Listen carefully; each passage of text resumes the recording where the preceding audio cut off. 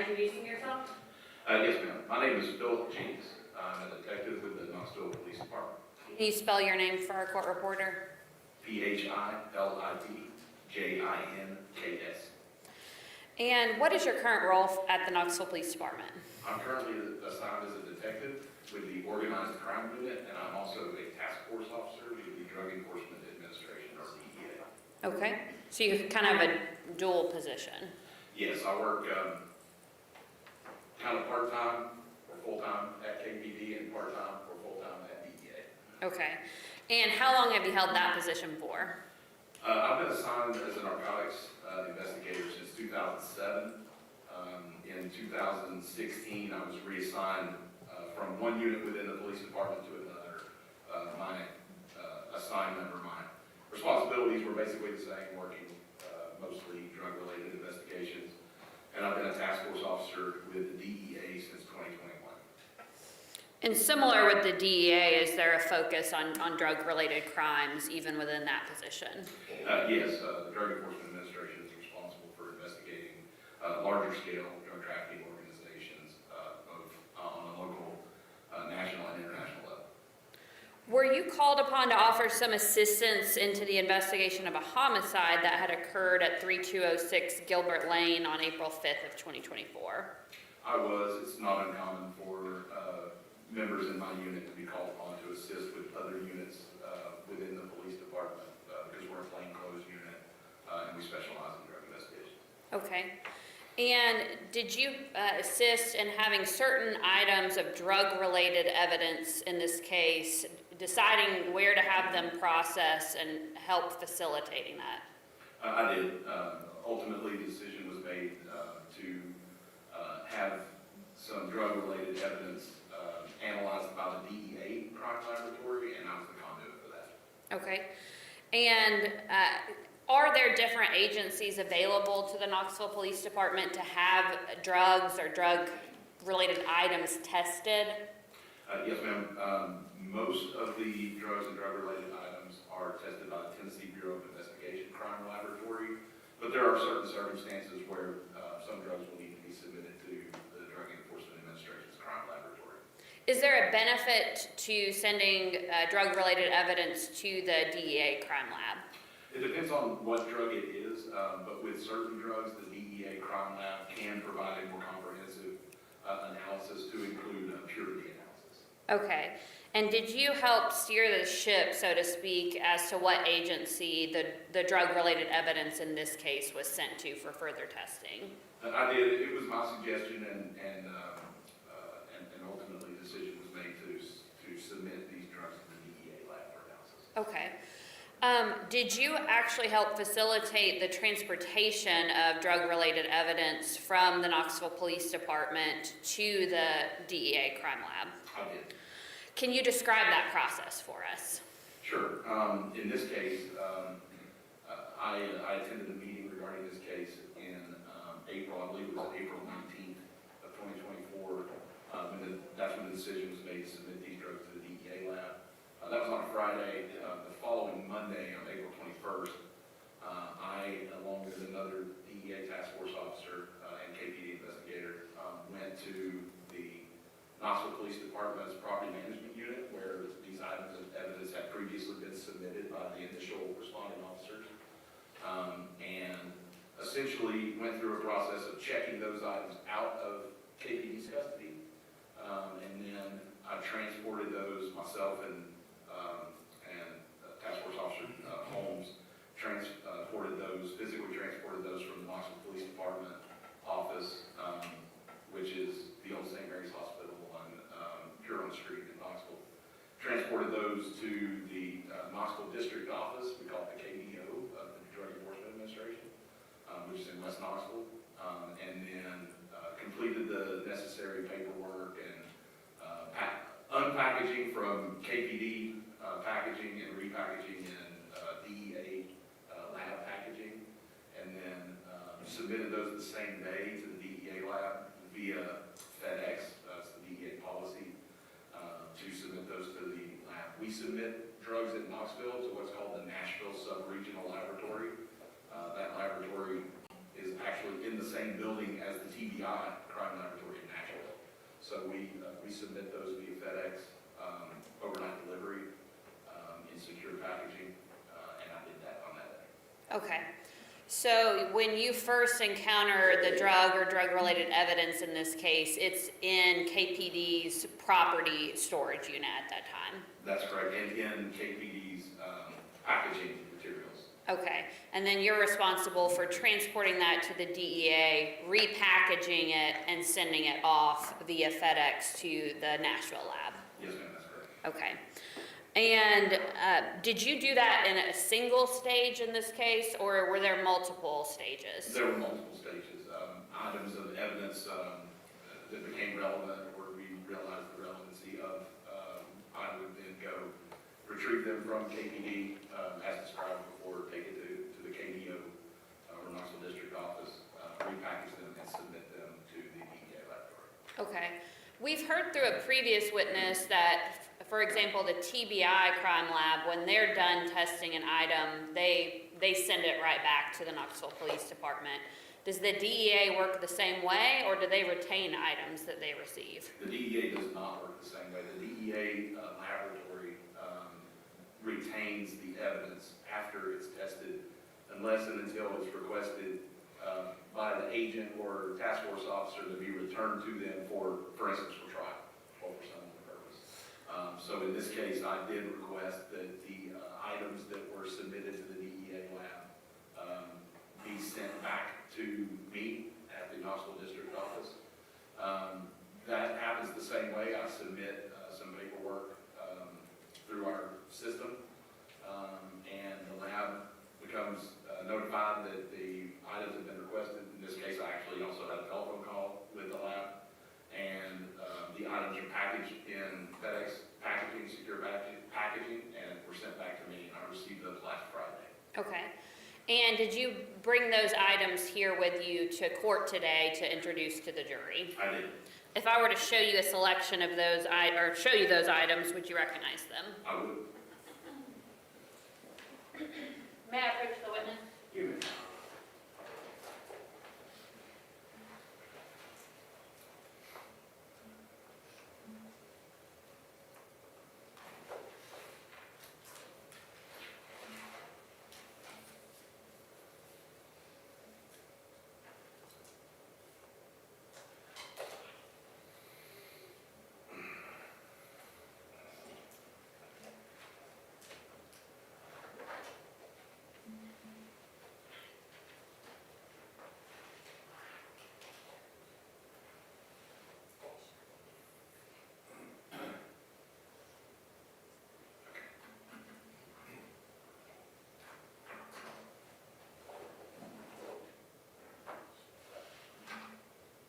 Evidence stickers up here.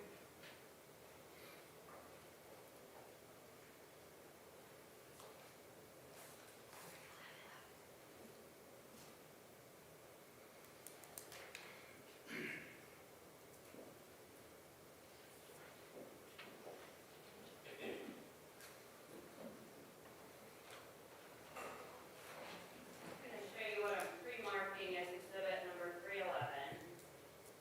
Do you recognize this item? I do. This is the original FedEx packaging that contained some items and evidence that were submitted in this case. Can you open up that box for us to make sure you recognize the items inside to be some of the same items that you helped deliver to the DEA in this case? Yes, ma'am.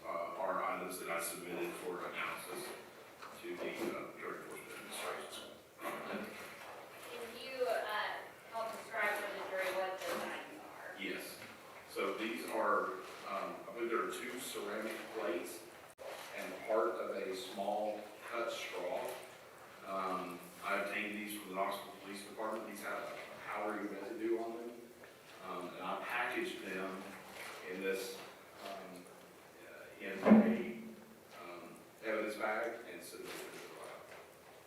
This will probably be the only exhibit I ask us to open up all the way, but just so they have a visual of the plates themselves, can we open up the packaging to unwrap those plates so the jury can see them? There may still be residue on the plates. It's suspected fentanyl. I don't mind if you make it visible to the jury if there's suspected fentanyl. Open there. Yes. Is there any way to make them visible without doing that? I don't think so. Okay. It's two ceramic dinner plates, essentially. They're stacked together currently. They're wrapped in bubble wrap and secured in this evidence bag, what we call a self-sealing evidence envelope. Okay. Then at this time, I'd like to move that in its sealed form and collective exhibit, I believe, 311. Any addition? No, Judge. So just the two blades is the collective? There's also a cut straw. I believe there's a small piece of a cut straw in there. To the, All right, that'll be received collectively as 300 rolls. Put it back with its original packaging, that's what I put the evidence sticker on. Yes. I'm sorry.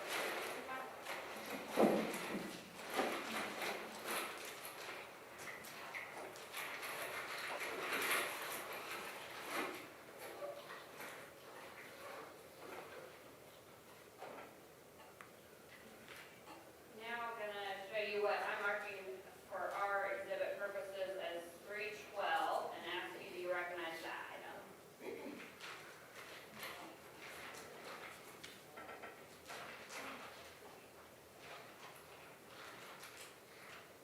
I do. And what do you recognize that item to be? This is a package containing, I believe there's two cotton swabs that I, again, collected from the Knoxville Police Department. This was an item that I collected, I believe, 2 days after the original group of items that I submitted. I went back and got this from the Knoxville Police Department and submitted it in the same fashion after a discussion with the prosecutor's office. There's also, and in the previous packaging, there's a small, what looks like glass vials in here. Those were, that's from the laboratory. I didn't submit those items. That's items that the laboratory used in their analysis. Okay. So you said 2 cotton swabs. Are these indicated to be swabs taken from the victim, in this case, Danishka Mejia? They are. I'd like to move that into evidence as exhibit 312. Any addition? no, Judge. All right, that'll be received as exhibit 312.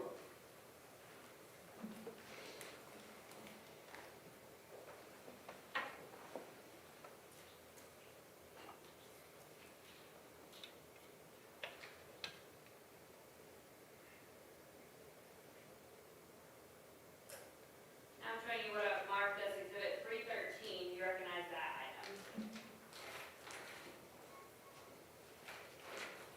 I do. And what do you recognize that item to be? This is a plastic Ziploc baggie that has a light powdery residue inside of it.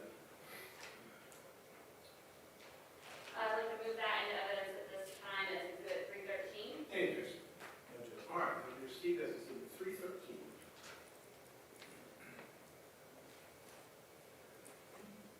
Now I'm showing you what I've marked as exhibit 314. Do you recognize that item? I do. And what do you recognize that item to be? This is a kind of large plastic Ziploc style bag that contains quite a large amount of multicolored and multi-shaped pills or tablets. Okay. I'd like to move that into evidence as exhibit 314 at this time. Any objection? No, Judge. All right, that'll be received as 314. Now I'm showing you what I've marked as exhibit 315. Do you recognize that item? I do. And what do you recognize that item to be? This is a plastic bag containing a number of kind of green round pills or tablets. They appear to have some marking on them, but it's hard to make out through the plastic. Okay. I'd like to move those into evidence at this time as 315. Any objection? No, Judge. All right, those will be received as exhibit 315. I'll show you what's been marked as exhibit 316. Do you recognize that item? I do. And what do you recognize that item to be? This is a plastic bag containing two different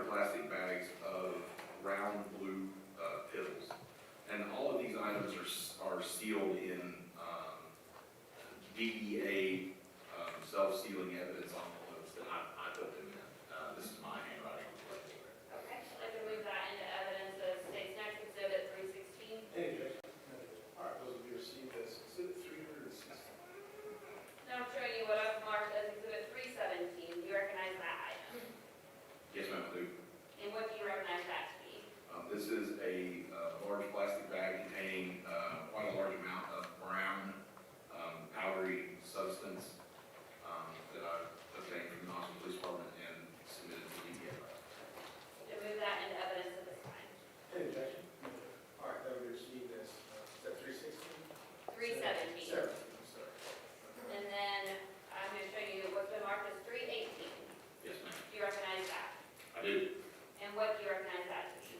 This is two cut red plastic straws, like drinking straws, that have been cut into short 3 or 4 inch length.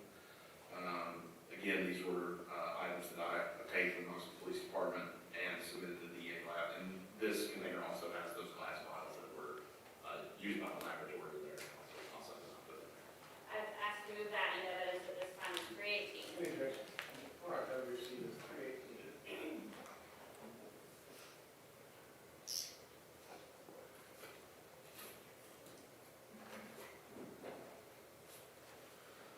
So just to summarize, all of those items we just introduced of physical evidence are items you collected from KPD as part of their homicide investigation that you helped turn over to the DEA for testing. That's correct. Okay.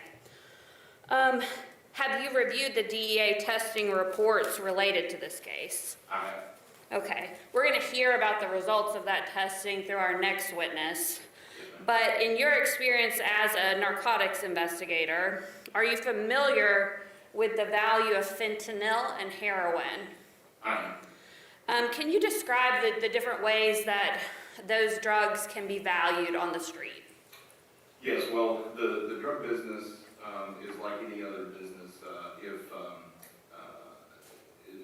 the cost of the item has a lot to do with supply and demand, it has a lot to do with the relationship between the buyer and the seller, and it also has a lot to do with how much the buyer is buying.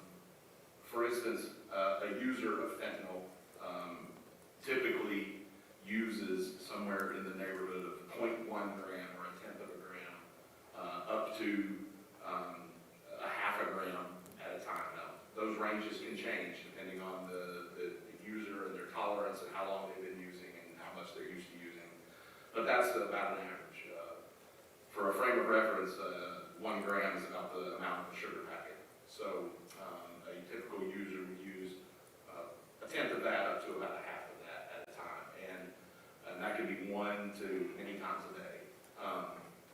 So a purchaser who is, or a user who is purchasing for personal use would typically pay somewhere in the neighborhood of $60 to $80 a gram. That's current pricing in our area for fentanyl. And typically a user would purchase a very small amount, typically an amount usually just enough to use 1 time, maybe twice. They wouldn't typically buy a larger amount and then store it over time and use it over time. However, if someone is purchasing for the purpose of redistributing, then they would typically purchase a larger amount and obtain a larger amount of that. And although they may pay more at one time, they're ultimately going to be paying less per unit price. The way I like to describe it, it's like the difference between going to Walmart and going to Sam's. You may buy a larger amount, you're going to pay a larger amount, but less per unit. That way, money can be made when it's resold later. So right now in Knoxville and in East Tennessee, the going price for, say, an ounce of fentanyl, which is around 28 grams, is somewhere around $1,000 for an ounce. And then that amount in the exhibit that's this brown powder is somewhere around 200 grams. That's about 8 ounces. So if sold in the ounce level, that would be about $8,000 worth of fentanyl. If sold in the gram level, it would be about double that, so somewhere in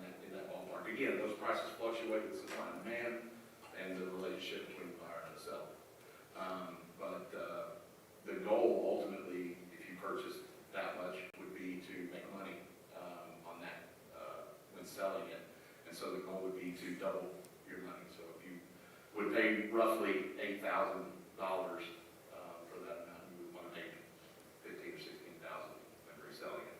If it were purchased in that amount at one time, eight ounces like that, it would probably be a little less than 8,000 because again, we're buying a larger amount, less per unit cost. You've referred to one of the exhibits specifically being a little over 200 grams. Let's hypothetically for now say it's 214.2 grams. Yes, ma'am. You had mentioned that a user of fentanyl would use somewhere between 0.1 up to 0.5 grams at a time. That's correct. So if you've got 214.2 grams, would that be 428 approximately dosings? It would be at least that. I mean, it could be more than that depending on the amount that the person uses.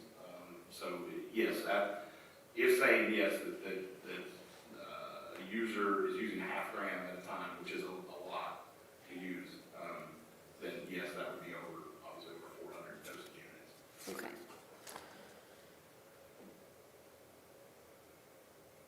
May I have just a second? Sure. I'll pass the witness. Thank you. Yes, ma'am. Investigator Jinks, Yes, sir. the number 311, the plates that Yes. we weren't able to extract there, and you indicated there was a straw associated with that package as well? I believe so, yes. Okay. Is that, are you personally aware of where each of those items was recovered from? I wasn't there when the items were recovered from the scene. I've been told by other detectives where the items were recovered. I've seen photographs, but I wasn't there for the seizure of those items. Okay. And I asked that because Exhibit 318, you indicated were just plain, were straws. Yes, sir. Do you have any idea where those came from? I know that those came from the residence where the officers responded to the homicide. I don't know exactly where those were seized in the house. I think I've seen photographs again. There was a plate in the basement. I saw some straws in the basement, but I don't know exactly where those straws were recovered. Okay. That's all I have. Please, right. No, you're right. All right, thank you. Thank you, Your Honor. All right, I'll be calling next witness. State would call Gregory Burgess.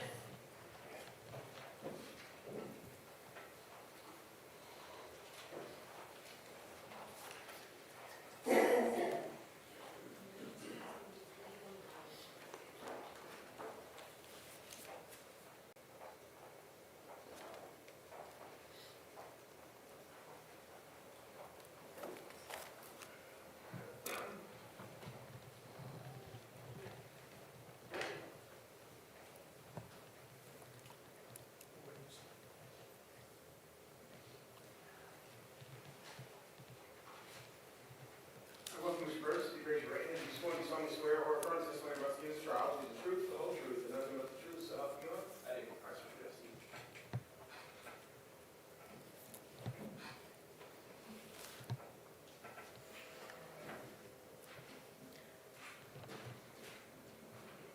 Will you start by stating your name? My name is Gregory Burgess. And can you spell your name for our court reporter? Yes, Gregory is Gregory. Burgess is Burgess. And where are you employed? I am a senior forensic chemist with the Drug Enforcement Administration in Nashville, Tennessee. What is the Drug Enforcement Administration? It is the federal agency tasked with enforcing the federal drug laws. And can you describe your specific role within the Drug Enforcement Administration? My main job duty is to analyze evidence that's submitted to the laboratory to determine what it contains. Okay. And have you undergone any sort of education or training that assists you in performing that work? I have a bachelor's degree in forensic science from Eastern Kentucky University, and then approximately 8 months of training with the DEA. Have you taught others within your field? Yes, I have. And have you been called upon to testify to your findings in the area of seized drug analysis? Yes, I have. Do you know how many times? Approximately 41. And have you testified here in the 6th Judicial District before? I have. And when you have testified in the past, have you been deemed an expert in the field of seized drug analysis? Yes, I have. And have you prepared a curriculum vitae with your training and experience listed for the jury? Yes, I have. If I showed it to you, would you recognize it? I would. May I approach? You may.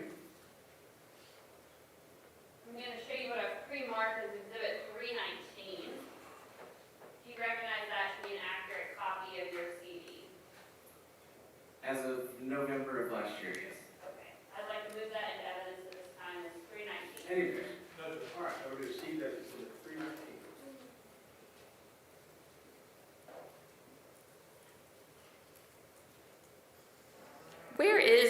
Where physically is the lab that you work for the DEA? it's in Nashville, Tennessee. And what kind of tools do you use during your seized drug analysis work? I use a combination of chemical as well as instrumental techniques. Okay. And is the lab that you work within, does it undergo any checks to make sure that its tools and instruments are in good working order? Yes. And this is a state charge that we're here for today. You work for a federal agency. Can you describe how your agency can become involved in a state charge or charges like this? Anytime that a federal agency gets involved in some aspect of the investigation, they can submit evidence to our laboratory for analysis. And you guys agreed to assist in furthering those investigations? That's correct. Okay. Did you receive a request to perform analysis on seized drug evidence related to a homicide that had occurred here in Knox County back on April 5th of 2026? Yes. When did you first receive a request? I don't recall the exact date. Okay. How did your lab receive items of evidence related to this case? The evidence was submitted to our lab by the Knoxville DEA office. Okay. And when your lab receives items of evidence, are markings made to the packaging that enables you to identify those items in the future?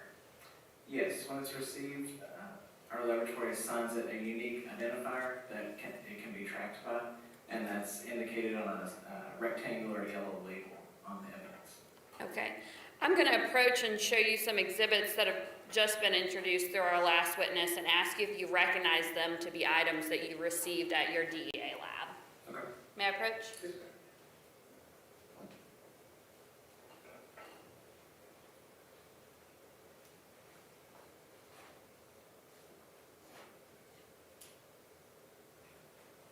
Chairman, would you mind to post for this, Mr. Hartman?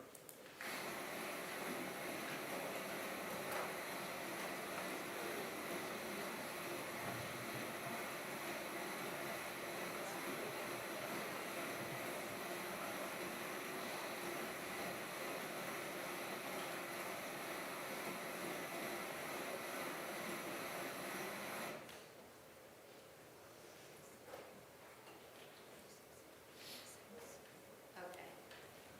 For the record, I'm informed, I think I misspoke and asked you the question, did you become involved in an investigation of a homicide in April of 2026?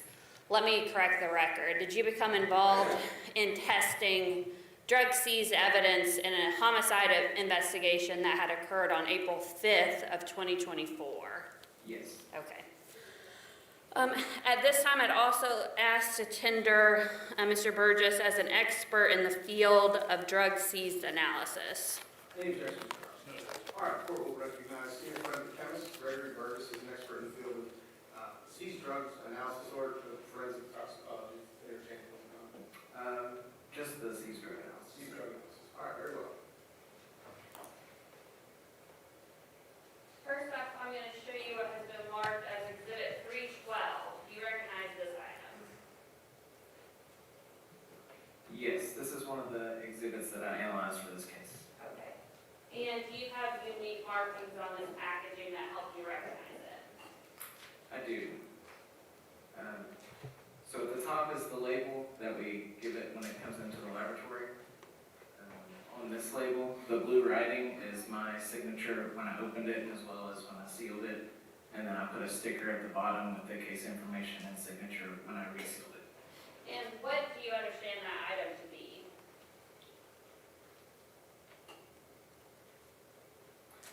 This item was a swab that was taken. Okay. I'm now going to show you what we have marked for our trial purposes as Exhibit 311. Do you recognize this or the items contained within it to be items you received for testing? Yes, I do. And what do you recognize those items to be?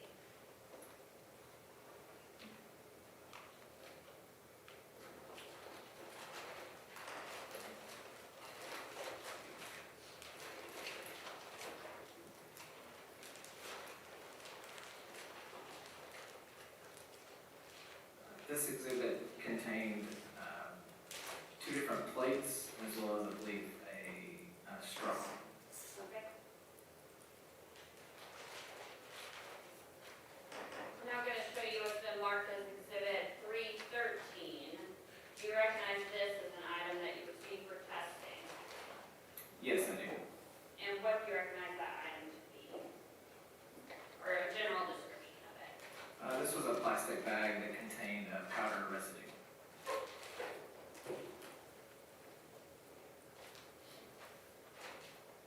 And I'm now handing you what is Exhibit 314. Do you recognize that as an item that you received for testing in this case?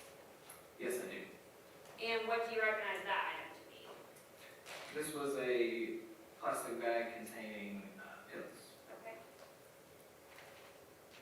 And Exhibit 318, do you recognize that to be an item that you tested? Yes, I do. And what do you recognize that item to be? This item were straws that also had residue on it. Okay. And Exhibit 317, do you recognize that to be an item you received for testing? Yes, I do. Okay, and what do you recognize that item to be? This item contained plastic bags containing a brownish gray powder. Okay.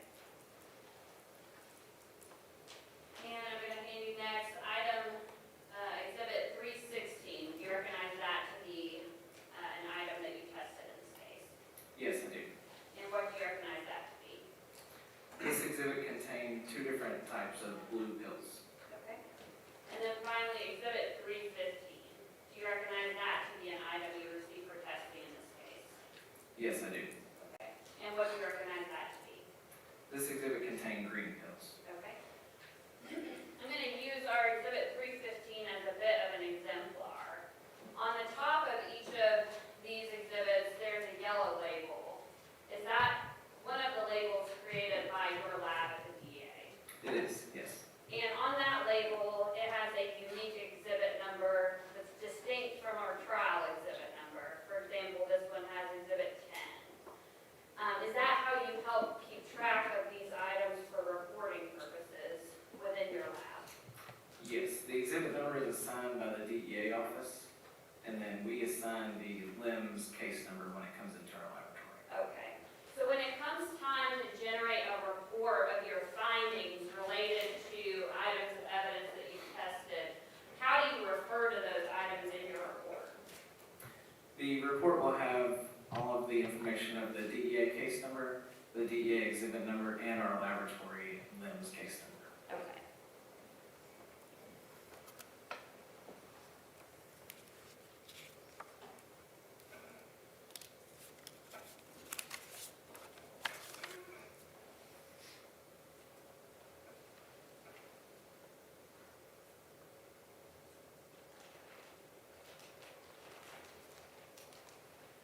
Let's start with what has been marked by the DEA as your Exhibit 4, and for our trial purposes as Exhibit 317. Did you perform testing on this item that you have labeled as Exhibit 4 for the DEA? Yes, I did. And can you describe that testing process for the jury? This exhibit was 8 plastic bags of powder. So my testing was the net weight, which is the weight of just the powder, and then I performed tests on each of the 8 bags. The tests I performed were a color test, an immunoassay test, a gas chromatography mass spectrometry test, known as GCMS, and then a gas chromatography test, known as GC.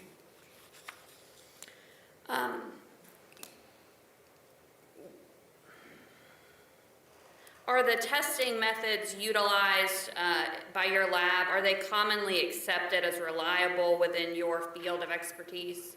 Yes, they are. Okay. And what were your results of the testing of this specific item of evidence, which is for you Exhibit 4, for us Exhibit 317? I identified that the exhibit contained fentanyl and heroin. Okay. And were you able to determine a weight for that item? Yes, I was. And what weight did you determine that to be? Can I refer to my notes? May he refer to his notes? The net weight was 214.2 grams. Okay. And when you conclude your analysis on an item of evidence like this, do you prepare a written report? Yes, I do. And in that written report, do you include both the compounds that you identify and the weights? Yes, I do. And would you recognize your report for this exhibit if I were to show it to you? Yes. May I approach?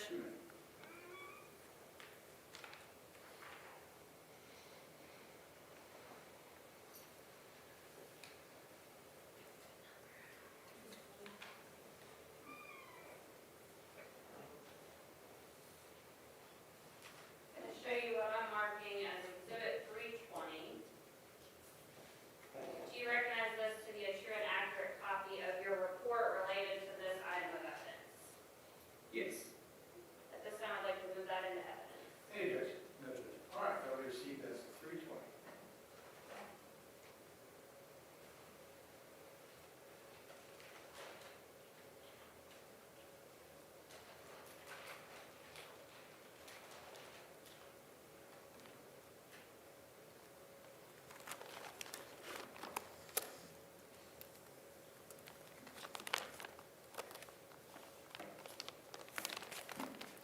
Now moving on to what you have labeled for DEA purposes as Exhibit 5 and broken down into 501 and 502. For our purposes, Exhibit 316. Did you perform testing on this item of evidence? Yes, I did. And how did you go about your testing for this item? This exhibit consisted of multiple pills. The first set of pills had an imprint of M30 on them, and the second set of pills did not have any imprints at all. So I split those into 5.01 and 5.02 and tested them separately. Go on. The first set, 5.01, I randomly selected 9 of the pills for analysis, and based on the testing on those, I identified diphenhydramine and acetaminophen. The second set, I also randomly selected 9 units for testing, and for the second set, I identified methamphetamine. Okay. Let's talk about diphenhydramine and acetaminophen. Are those common over-the-counter drugs? Yes, they are. Do you know what their common brand name might be for the jury to better understand? Yes, diphenhydramine is commonly known as Benadryl, and acetaminophen is commonly known as Tylenol. And then how about methamphetamine? Is that something you can buy over the counter? No, it is not. It is a controlled substance. Okay. And were you able to determine a weight for these items? Yes, I was. And what were those weights? Can I refer to my notes again? Can he? Sure.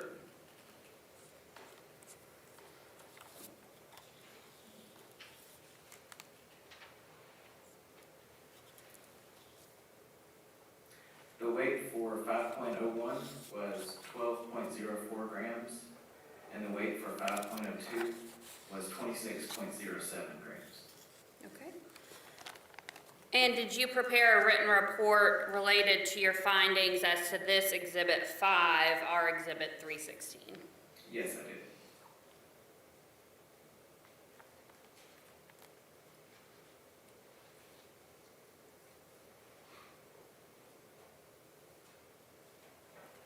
approach? The lawyers are free to move up the local court. Okay. Deem fit. Let me show you what I've now marked as Exhibit 321. Do you recognize that to be a true and accurate copy of your written report of findings related to your DEA Exhibit 5? Yes, I do. Is that in evidence at this time? Any objection? No objection. All right, without objection, I'll be received as the next number exhibit. Is that 321? Yes. All right.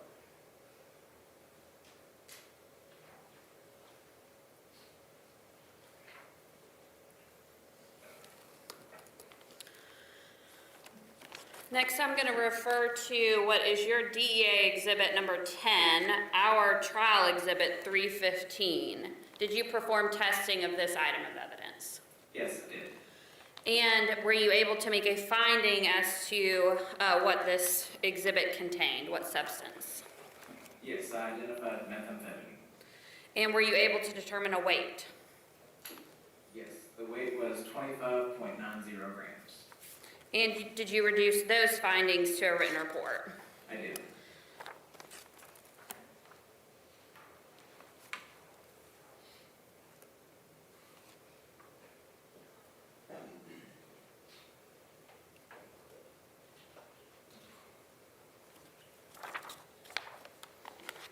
May I approach?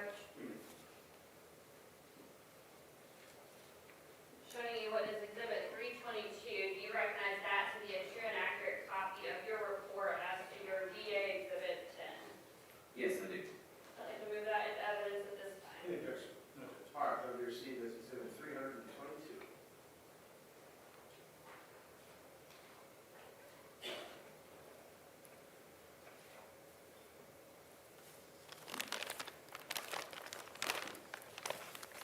Moving next to what you have marked as your DEA Exhibit number 11, our trial Exhibit 313.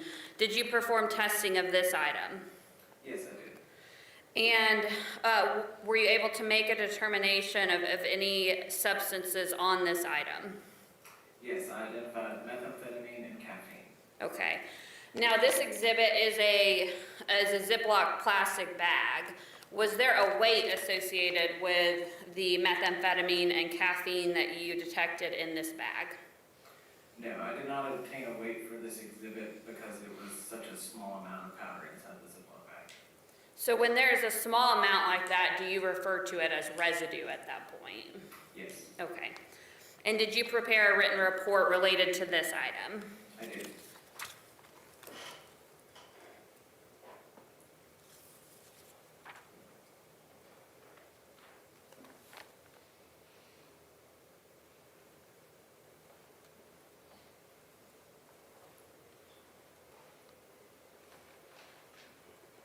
Showing you what I've marked as Exhibit 323. Do you recognize that to be a true and accurate copy of your findings related to DA Exhibit 11?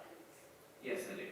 I'd move that into evidence at this time. Any objection? No objection. All right, that'll be received as 323.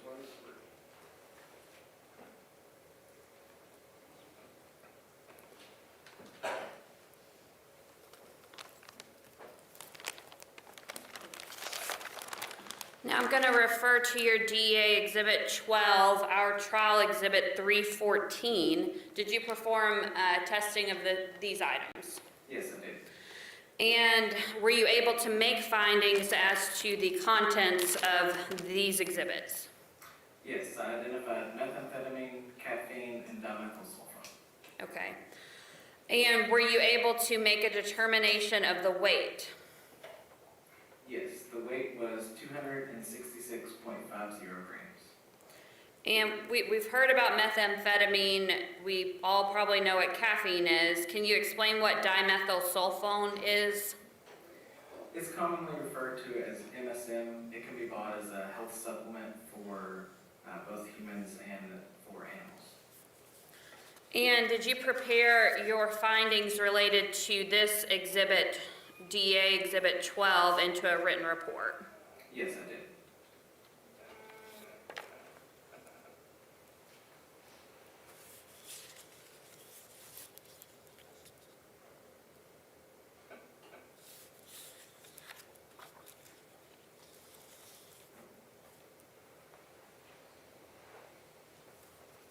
approach.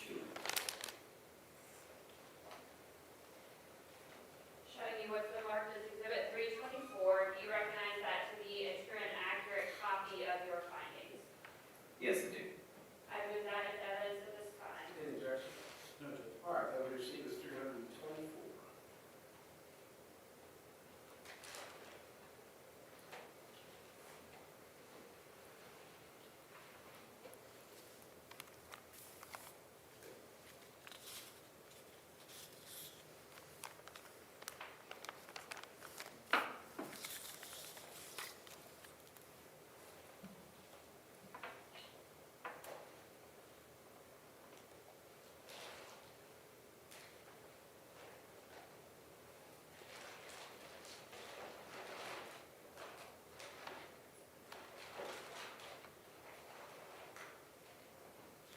Now I'm going to refer to what you have marked as Exhibit 19 for DA purposes. For our purposes, we have marked as Exhibit 311. Were you able to perform testing of this item? Yes, I was.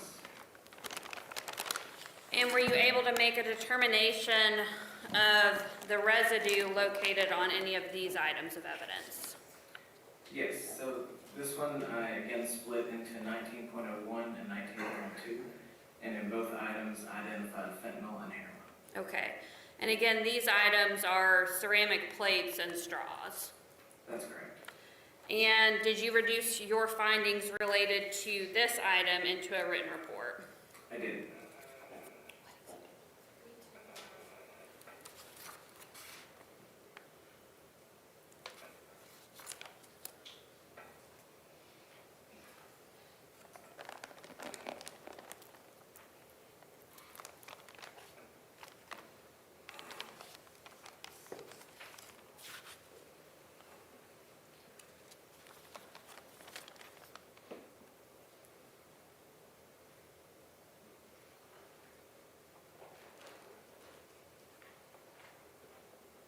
Approaching and showing you what's been marked as Exhibit 325. Do you recognize that to be your written findings related to that item of evidence? Yes. Okay. And again, that's your DEA number 19, which you've broken up into 19.01 and 19.02. That's correct. I move that into evidence at this time. Any objection? No, Judge. All right, that we received is 325.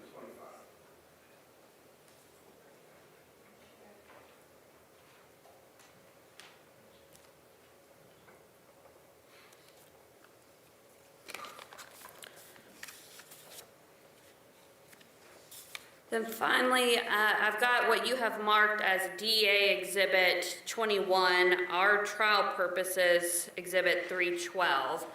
Did you perform testing of this item? Yes, I did. And were you able to make a finding of the residue that was located on this item? Yes, I identified fentanyl. Okay. And again, just to remind the jury, in Exhibit 312, these are swabs that you received for testing. That's correct. And did you reduce those findings into a written report? I did. 326.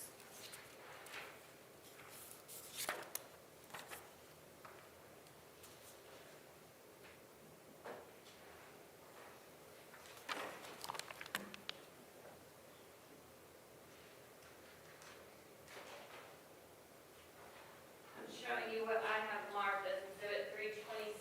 Do you recognize that to be a true and accurate copy of your report related to what you have marked as DA Exhibit 21? Yes, it is. Move that into evidence at this time. Any objection? No, Judge. All right, that we received is 326.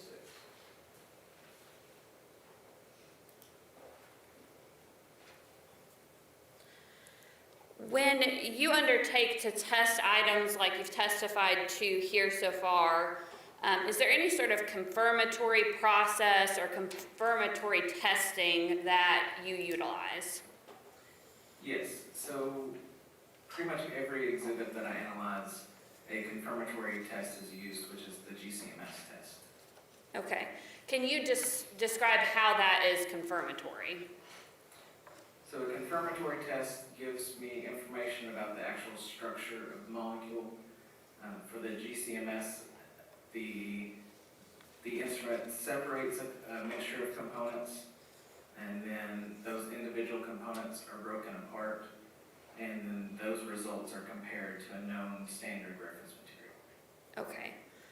And by comparing to that known standard, that's what's helping you make that confirmation? That's correct. Okay. May I have just a second? Sure.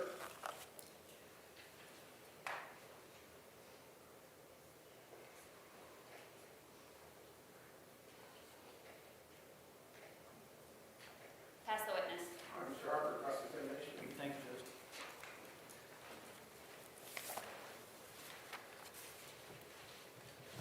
Let me direct your attention, sir, to that last exhibit we talked about, or the state talked about there, our exhibit 312, your exhibit number 21, the swab. Okay. Is testing a swab different than testing powder or pills or green leafy substances as far as the procedure goes?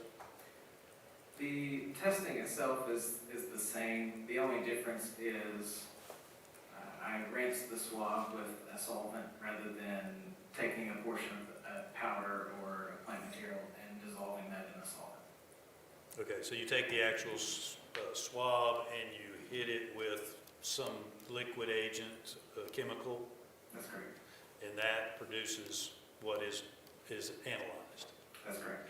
And you use the GCMS on that? Yes, I did. And was that for confirmation, or was that just the only test that you provided on that? Since it was a swab, I was not able to take more than one sampling. So that was just the one test that I used. Okay.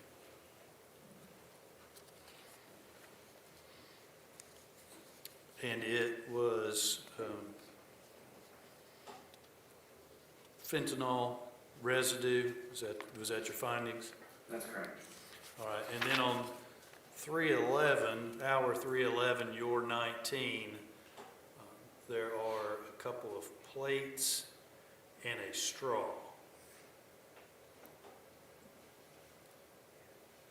1901 and 1902 are your numbers.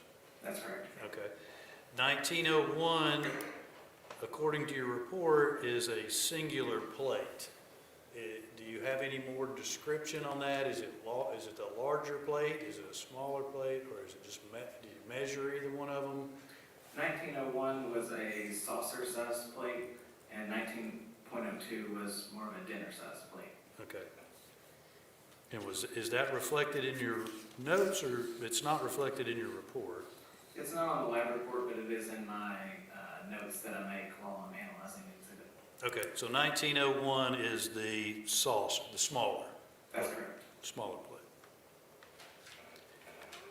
And the examination of that was, of course, you were able to use multiple tests on that plate. Yes, since there was a physical powder residue on the plate, I was able to take multiple portions of the powder to do multiple tests on. Okay. And then on exhibit 1902, you indicate there that that is one plate and one straw. So that is the dinner plate,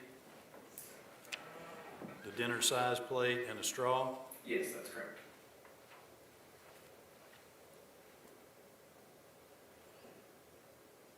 And there is, according to your report, residue, powder residue, and you were able to do all three tests on that?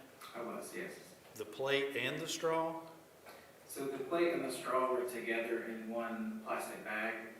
So since they were commingled, I removed portions from both as one testing. Okay. So you can't tell if what was on the plate, if the straw had nothing on it, but when it was put in the packaging with the plate, then it could have transferred, Correct. I couldn't know that. and vice versa, either way. Correct.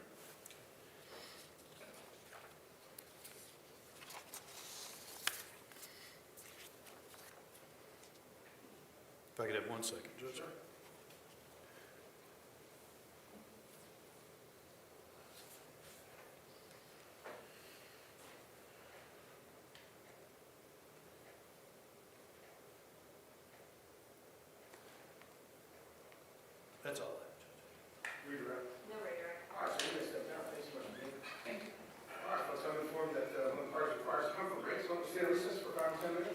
Okay, continue with the trial, again, I'll discuss this case amongst yourselves.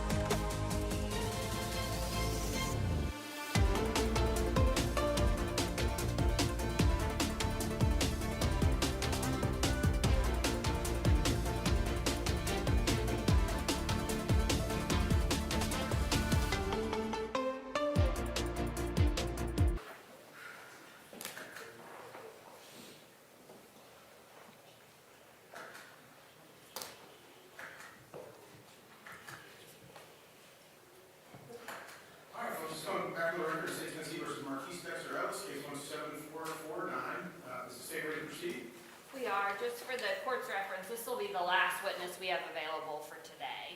Okay. It will probably take us at least till 4 or past that, but it's the last one we've got. Okay. Mr. Marquis, ready to go? Yes, sir. Okay, I'm gonna also send you guys a rough draft of the jury instructions. I have those done, it's 144 pages. All right, so, So you got it down to, you're under 200? You're under 150 now.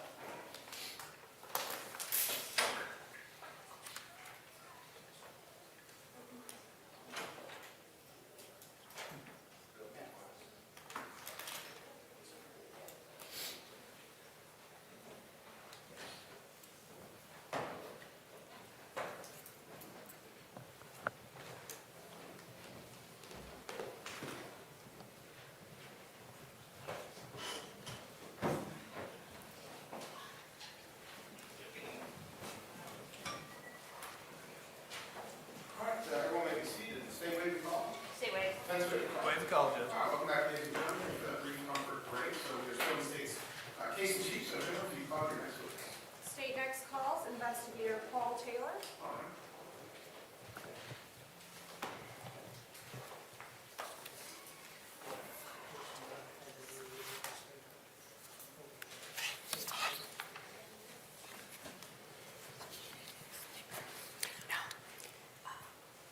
All right, welcome, Mr. Jennifer. Raise your right hand and be sworn, sir. You solemnly swear or affirm testimony about to give in this trial will be the truth, the whole truth, and nothing but the truth, so help you God. All right, sir, that's it.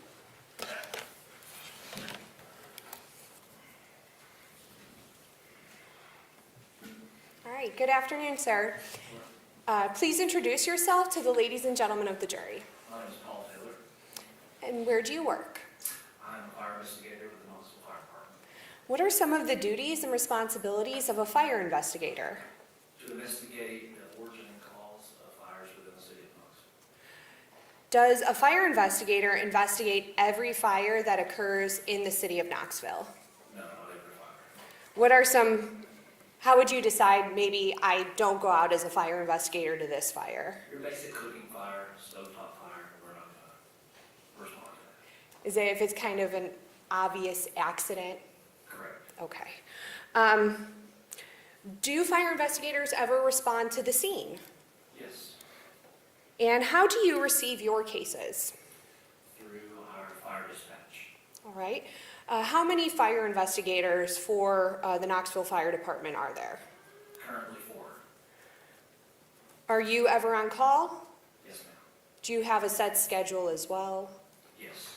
So if something happens overnight or not within regular working hours, is it just assigned to whoever's on call? Yes, that's correct.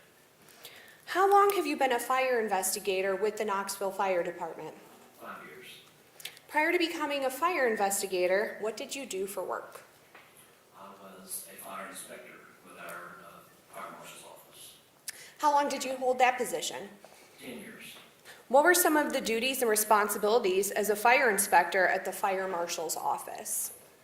We would, or I would, check for fire code compliance in multifamily structures and commercial buildings. All right, so prior to becoming a fire inspector at the fire marshal's office, what did you do for work? So I worked at a fire hall. I was a firefighter on the truck for 11 years. All right. Did you have to take any training to become a firefighter? Yes. And tell us about that. So we have a 20-week academy.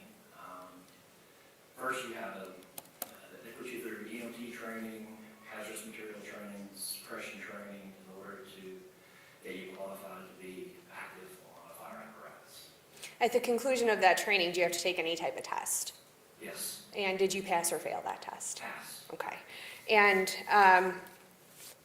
I want to ask you, have you prepared your CV that lists your experience? Yes. Yes.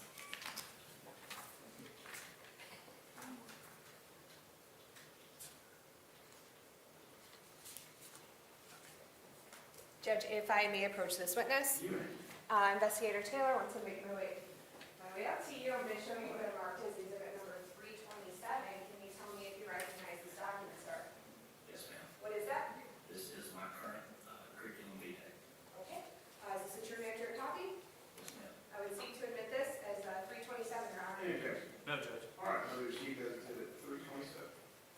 Investigator Taylor, prior to becoming a fire investigator, did you have to complete any specialized training or courses? Yes, Could you tell the jury about that? I had to attend the Tennessee Fire Codes and Enforcement Academy in Tennessee, in Bell Buckle, Tennessee. That was in 2021. And in 2022, the National Fire Academy in Emmitsburg, Maryland. All right, so going back to the academy in, did you say Bell Buckle, Bell Buckle, Tennessee, how long was that course? that's 2 weeks. At the conclusion of that course, did you have to take a test? Yes, Did you pass or fail that test? pass. And you talked about the National Fire Academy that you took, what year was that, sir? 22, And how long was that course? 2 weeks. Was that tested? Yes, And what was your testing results? pass. All right. So what year did you first start as a fire investigator with Knoxville Fire Department? March of 2001. As a fire, I'm sorry. as a fire investigator? 2021. Okay. So when you first started off as a fire investigator with the Knoxville Fire Department, had you already completed these trainings or did they come in after your assignment? They came in after my assignment. That first year you worked as a fire investigator, were you shadowing anyone or were you out on your own? No, we would job shadow for approximately 1 year before we could take fire scenes as the lead investigator. Do you hold any certifications? Yes. Could you tell us about that? My most recent is through the International Association of Arson Investigators. I am a certified fire investigator, which in the United States, there's just a little over 2,400. So that's my most recent. Is there any, I'm sorry, that's worldwide, not just the United States, 2,400. 2,400 worldwide, is there any certification higher than that CFI? No, that's the highest certification. All right. Now, since you first became a fire investigator, are there any requirements for like continuing education? Yes. What are those requirements? So we have an annual conference, a week's worth of conference with multiple classes we take here local in Pigeon Forge. And with the CFI, you're required every 5 years to have at least 100 hours of qualified testing. Okay. And for any of the training you've talked to us about, is any of those courses include anything on fire investigation, training, and fire causation? Yes. In your time as a fire investigator, have you continually maintained any and all of your certifications? Yes. Throughout your career, throughout your entire career, sir, how many calls of fires have you responded to? So 25 years entire career, Yes, sir. 800 to 1,000. And in your capacity just as a fire investigator, how many cases have you investigated? Over 400. Your Honor, at this time, the state is seeking to qualify Investigator Taylor as an expert in fire investigations. Any objection? No. All right, without objection, the court will recognize Investigator Paul Taylor as an expert in the field of fire investigations. Thank you. And Judge, if Investigator Taylor, as being qualified as an expert, needs to consult his report or note, should he just ask the court for permission to do so prior to answering? I'm sure that. Okay. So, sir, I want to direct your attention to the early morning hours of April 5th, 2024. Did you respond to a location near 1531 Mississippi Avenue in response to a vehicle fire? Yes. Is that in Knox County, Tennessee? Yes. The location that you responded to, what is at that location? It's just pretty much an empty field. Few trees, that's pretty much it. Is it near any type of buildings or structures? Yes, actually 3 buildings. One being Knoxville College, the other is the Wesley House Community Center, and Ridgebrook Apartments. All right, about what time did you arrive? Probably around 3 o'clock a.m. Was anyone else present when you arrived? Yes, Who? the Knoxville Fire Department, one of the fire crews, and the Knoxville Police Department. When you arrived, was it dark out or light out? It was dark out. How were you able to see? Flashlights. Can you please tell us what you observed when you first arrived? When I first arrived, the fire crews had already extinguished the fire. It was just a fire setting, or a car setting by itself off-road in just the middle of a smaller field. Okay. And as a fire investigator, when you're responding to a scene, do you ever take photographs of the scene? Yes.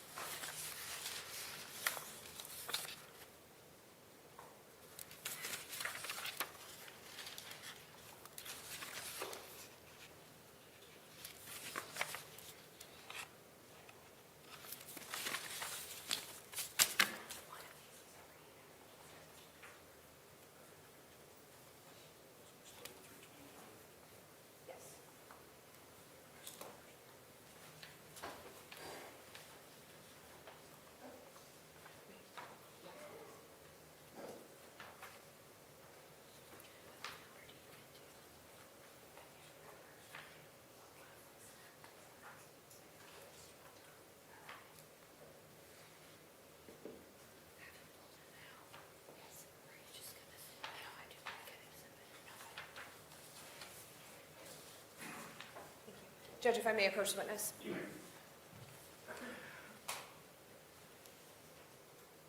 All right, so Investigator Taylor, what I'd like you to do is just take a look at these photographs, just in general, take a brief look, and I'll let you know when you're done.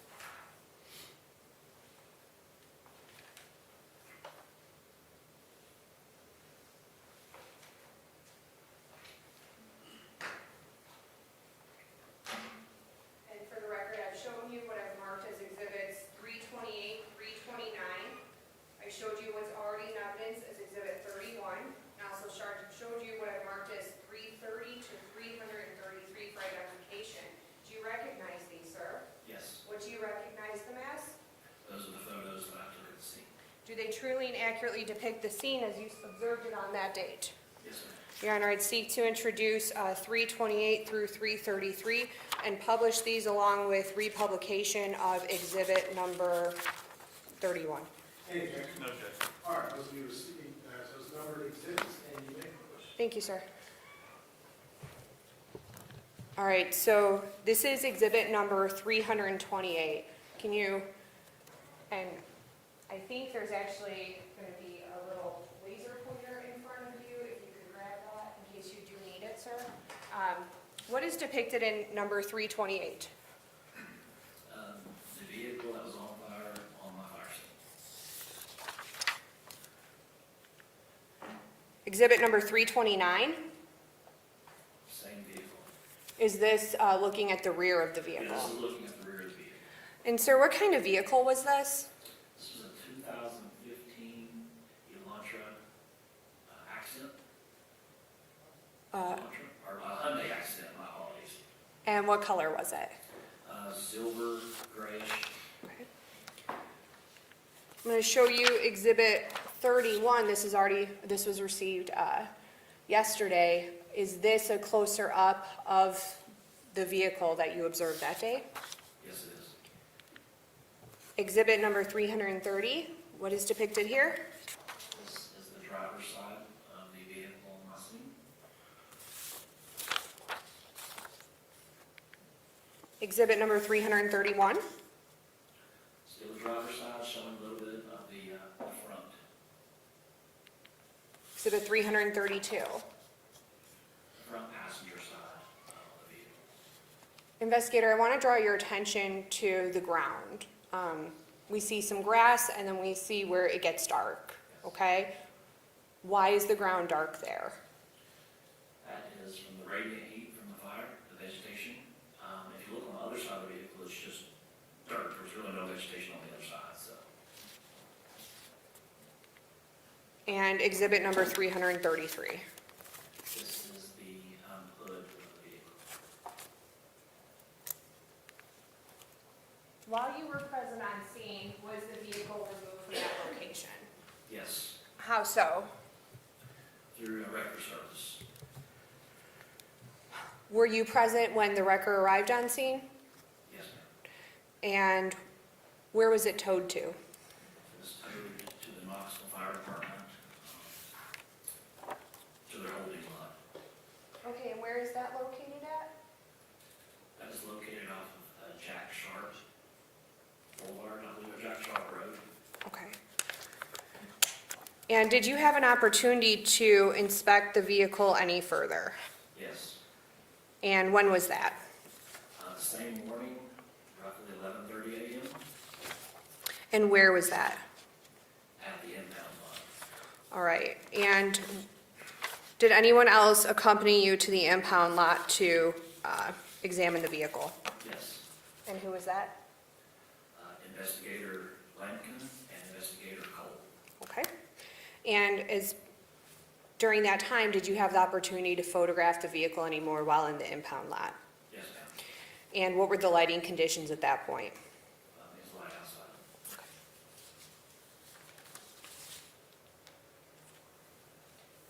Judge, if I could approach the witness. Sir, I'm going to show you what I've marked for identification purposes as 334 through 337. Again, if you can take a quick look at these pictures and tell me if you recognize them.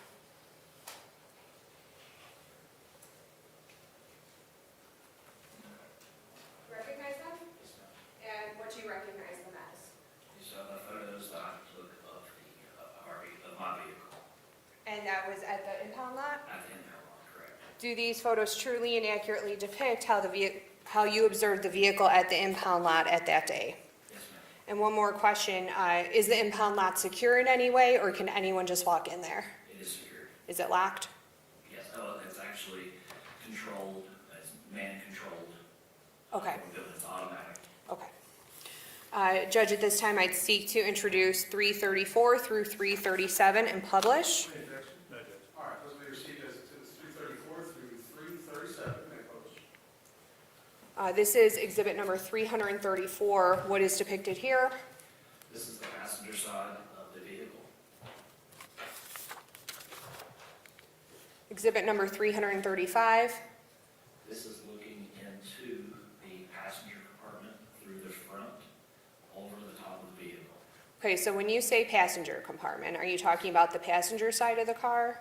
No, ma'am, I'm talking about where all four passengers would sit inside the vehicle's passenger compartment. So passenger compartment has nothing to do with driver's side or passenger side, it's just where occupants sit? Correct. All right, now I know you took these pictures. Did you actually kind of get inside the car a bit to examine it? We did. And so, I'm sorry? Yes, we did. Okay. Is there a glass windshield in this photo? No, Do you know what happened to the glass windshield as a result of the fire? it fell due to the heat of the fire. Okay. And we see two metal outlines in the front. Could you circle just so I, Here, okay, yes, what is that? this is the driver's seat. Okay, and where's the passenger seat? Okay, was there any upholstery on there? No, Down to the metal? down to the back. Where would the driver, like the steering wheel have been? Okay. All right, we're gonna move on to exhibit 336. What portion of the vehicle is this? This is the hood of the vehicle. Okay. As a fire investigator, did anything spike your interest with result to this photo? Yes, Okay, tell us about that. it's the radial pattern here in front of the hood. It Okay. goes from one side of the windshield over. Okay, radial pattern, Yes. what's that mean? So when there is a fire located in the passenger compartment of the vehicle, the window fails, the fire is going to come out and up over top of the vehicle. And as it comes out, it's going to create this radial pattern here. Okay, The hood is down. okay. So with respect to this exhibit number 336, did it give you evidence as to whether the fire was started on the inside of the car or the outside of the car, or not really? Yes, it did, And what was that? the inside of the car. Because of that radial, help me out, radial, Yes, that's correct, the radial pattern. the radial pattern. Okay. All right, and then we're gonna move on to exhibit number 337. All right, what are we looking at here? So we're looking at the passenger side of the vehicle. Okay, now, this exhibit is a little bit different than the other ones. We see some new things here. Correct. Tell us about that. Okay, so it's our procedure to, when you get to a fire scene like this, I lay out a tarp on each side of the vehicle. We glove up with exam gloves, and I excavate each portion of the car in a systematic approach, starting, it depends on the vehicle, but typically I'll start here in the passenger side, rear floorboard. I'll go clockwise to the driver's side floorboard, then to the driver's floorboard, and then to the passenger front floorboard to finish. Okay. Now, I want to ask you about the rear passenger door. Can you indicate where that is with your pointer? Okay. How did it get to that location? We had to remove that in order to get access to the floorboard. Okay. And the trunk is open? Correct. How were you able to open the trunk? I had to force the trunk with tools. Okay. The front passenger door, that's open. Any difficulties opening that door? All doors I had difficulty opening. Okay. But did you have to remove that door? No. Okay. The hood, how'd you get the hood up? The hood was actually forced open Okay. on the night of the fire, or the morning of the fire, with the fire crews. Okay, so the firemen did that prior to your arrival to put out the fire? Yes. Okay. Now, all right, we see some dark debris on the tarp. Where did that come from? So as we excavate each quadrant of the car, we will put the debris out. For instance, all of this little area here came out of the rear passenger side floorboard or seating area. And same with this area, it's lined up with the passenger side floorboard. And it's gonna look identical on the other side of the vehicle. Okay. Now, when you're sorting through fire debris, is evidence very obvious and apparent to you as you're pulling it out of the car? Sometimes it can be, In this case, was it? no. Okay, and why is that? Because all the combustibles inside the car, such as the plastic dash and A-post, just all the plastics on the inside of the car, when it starts to melt, it'll collect, and it'll just, I guess it just have a glob in the flooring area, and it hardens. And at that time, you have to remove the larger pieces and slowly examine those as you peel everything away. Okay. All right. Did you recover any relevant evidence from this vehicle that was relevant to your causation of the fire? Yes. Okay. And did you realize you had discovered something relevant here on the scene, at the impound lot, or somewhere else? Here on the scene. Okay, and what was that? It was a metal can in the passenger side floor. Okay. When you discovered that at the impound lot, what did you do with it? We took everything that was attached to that can and transported it back to our office. Where's your office? It is off Caldwell Street in Knoxville, Tennessee. Okay. And is that where you further examined those pieces of evidence? Correct. Did you photograph that? Yes.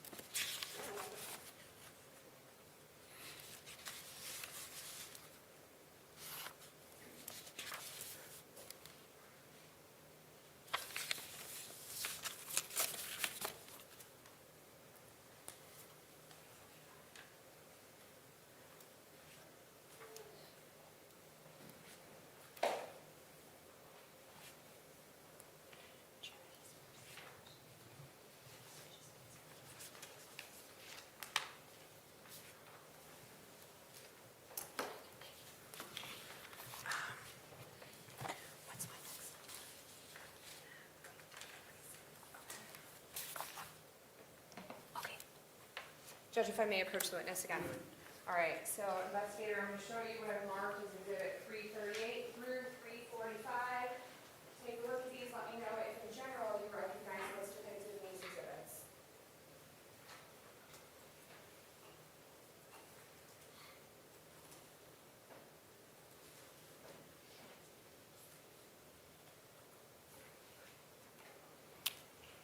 Yes. What do you recognize them to be?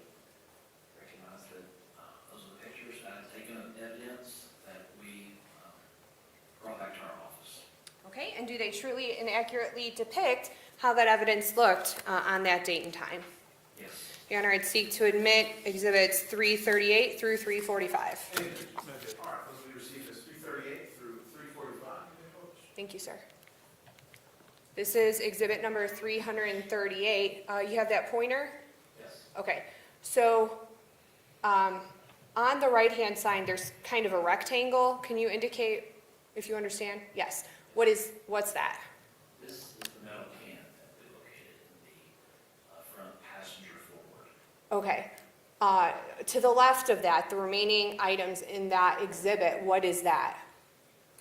This is large chunks of debris, fire debris, plastic. We had to pretty much chisel off of this can, Okay. along with what we feel like is the cap for the can. Okay. Exhibit 339, what's depicted here? That is, actually, this is probably a step back before we got everything chiseled off Okay. from the last picture. Okay. Exhibit number 340, This is still the same can back then. okay. Exhibit 341, This is the same can, 342, same container, yes. is it just maybe the opposite side? Yes, we would just rotate. Exhibit 343, I took this picture of this is the top of the can. is anything unique or caught your attention about exhibit 343? Yes, the lip on the can, it's very unique the way it's made. Okay. Along with the red plastic in the middle. Okay. Exhibit 344, what's depicted? This is also the top of the can. And again, to the right of, so, is that someone's hand in the photo? Correct, Whose hand is that, do you know? that's mine. Okay, so to the right of the can in your hand, is that debris? Yes, And exhibit 345, what is depicted here? just a close-up of the top of the can. All right, so what did you do with that metal can after you photographed it? I sealed it and sent it to the TBI along with other fire debris to have it examined. Okay.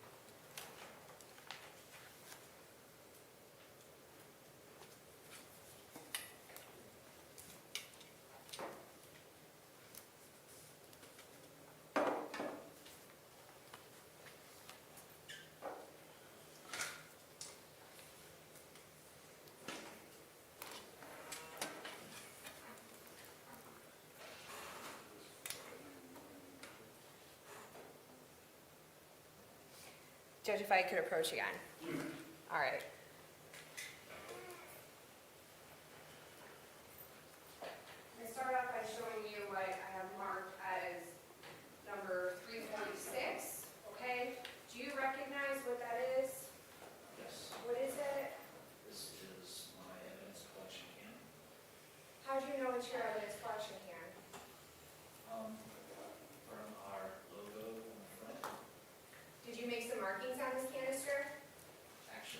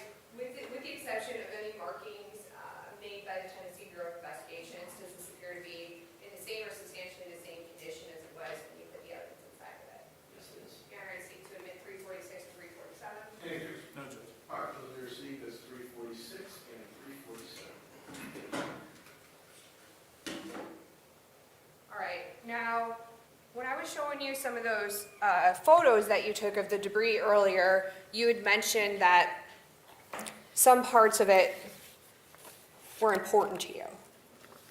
Okay? So when you were examining that piece of evidence, did you have any idea what it could be? Yes. Okay, tell me about that.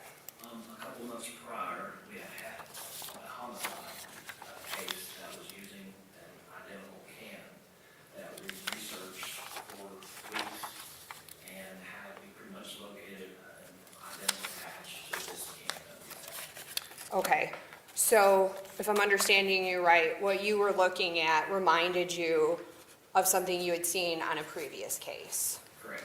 Okay, and what did it remind you of?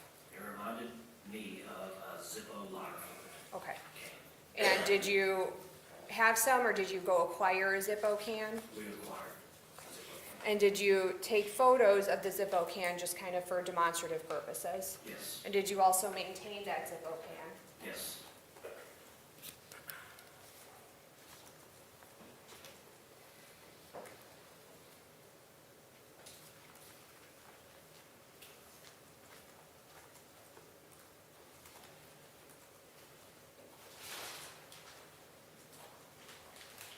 All right, so first I'm going to approach you with 348 through 350. Tell me if you recognize what that is.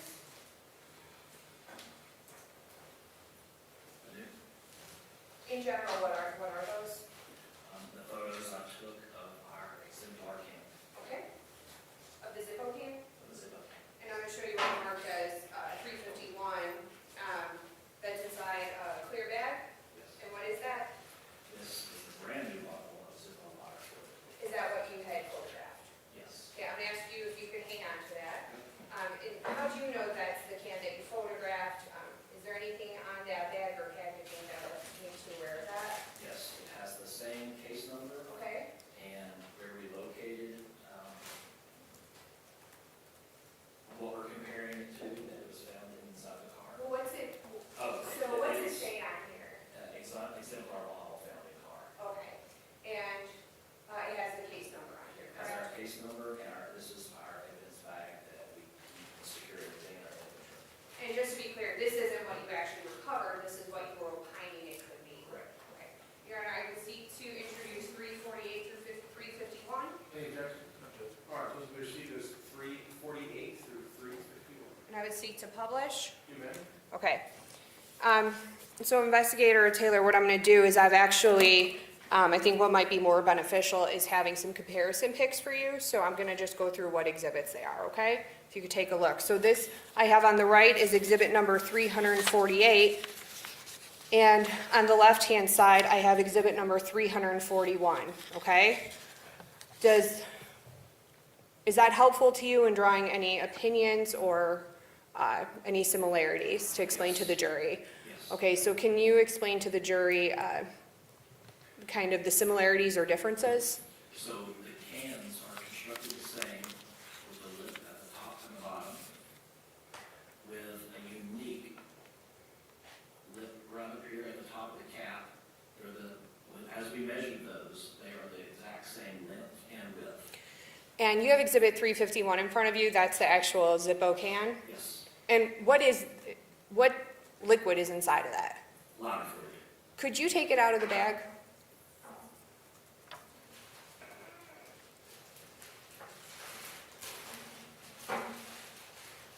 All right, can you just kind of show it to the jury for a minute?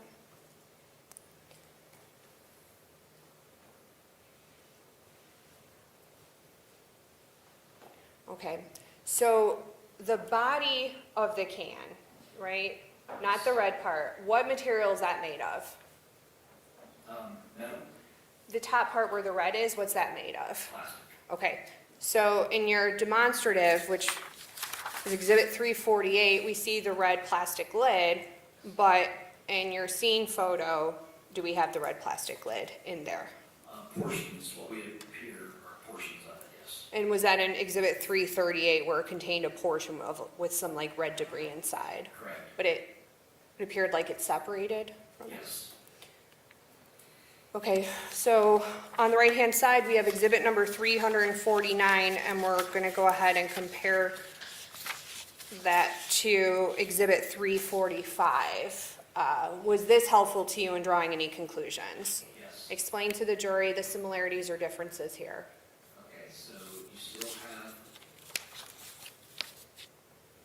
the braided edge here, as you do in this picture. You have the red cap, which we have some red inside of the exemplar again. And you also have this outer ridge around the cap, which you can see along this outside area. Okay. I'm gonna go ahead and show exhibit 350, which is on the right-hand side, and we're gonna compare that to a previously entered exhibit 340, no, excuse me.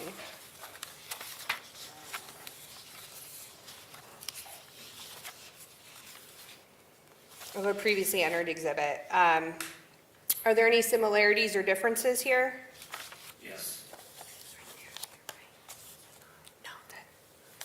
Okay, what are the similarities or differences? The height of the neck where the cap sits and the unique lip underneath the cap, Okay. or unique edge, I guess you could say. Okay. All right.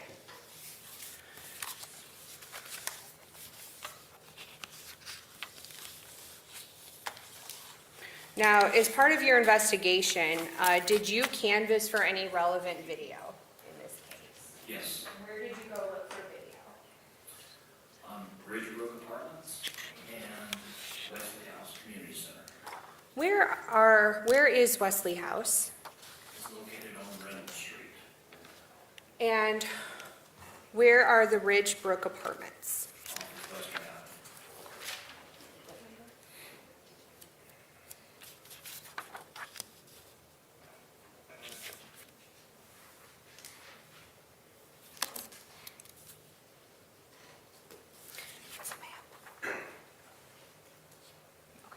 If I could approach, Your Honor, with 352.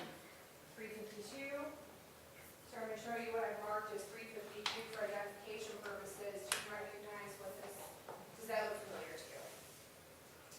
Yes. Okay, what is that? This is a map, out of perimeter map, the location of where fire scenes are. Okay, and if I could borrow a marker from this court reporter? Could you place an X where your fire scene was?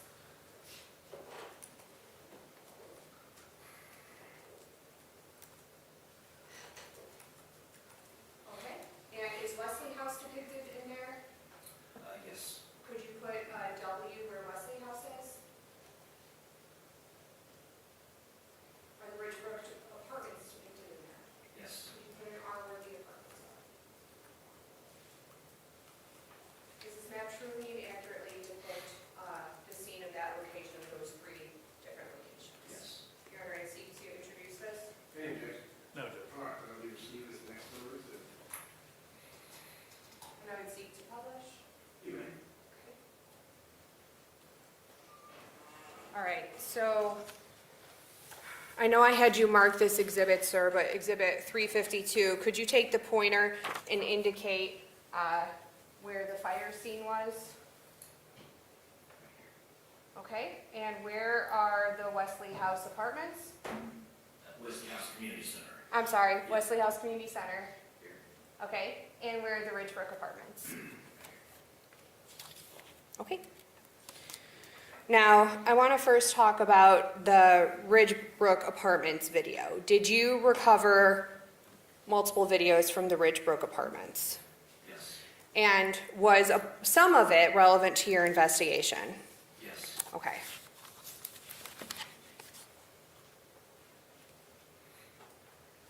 So I want to just show you a portion of something and see if it's familiar.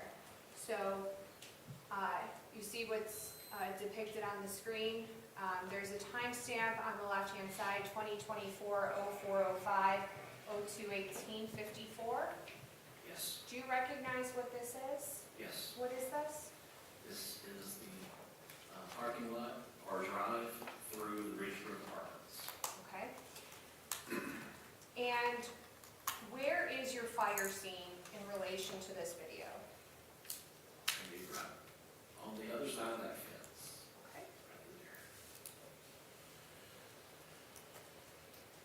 Did you have an opportunity to review this portion of the video prior to testifying? Yes, To truly and accurately capture the video from that location? yes, Excuse me, capture the fire in that location? yes. Judge, I'd seek to move just a 4-minute video clip as 353. Any objection? No, Judge. All right, that would receive as 353. Folks, again, that redaction instruction applies. This is just a portion of a longer video, so just consider the portion you see and don't speculate as to why any portions were not revealed to you. So generally, they publish. Thank you, and Judge, if we could dim the lights maybe. Sure. Thank you.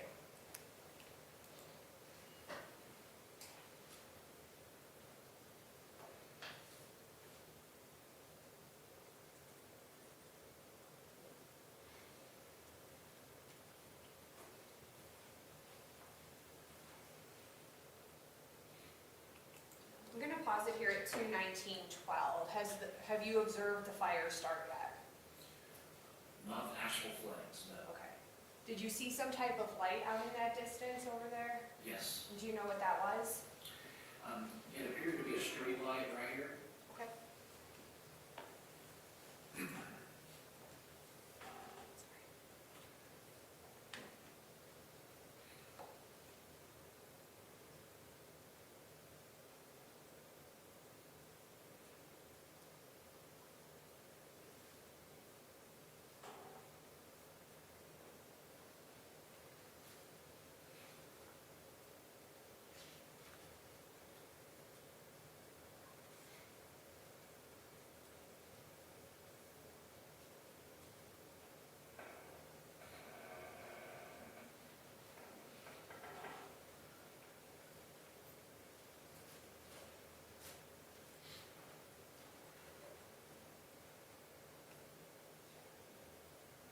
Gonna pause it here at 2:19:36. Has anything occurred yet with respect to the fire? Yes, you can actually see the glow of the fire. Can you just mark that with your laser pointer? Okay, so that kind of reddish area? Yes.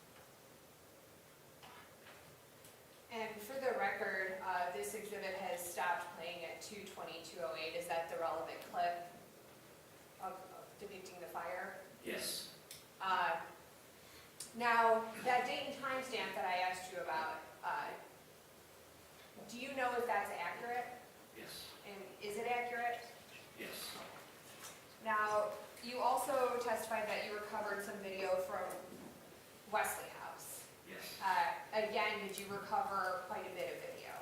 Yes. Was a portion of it capture some relevant evidence or information? Yes, ma'am.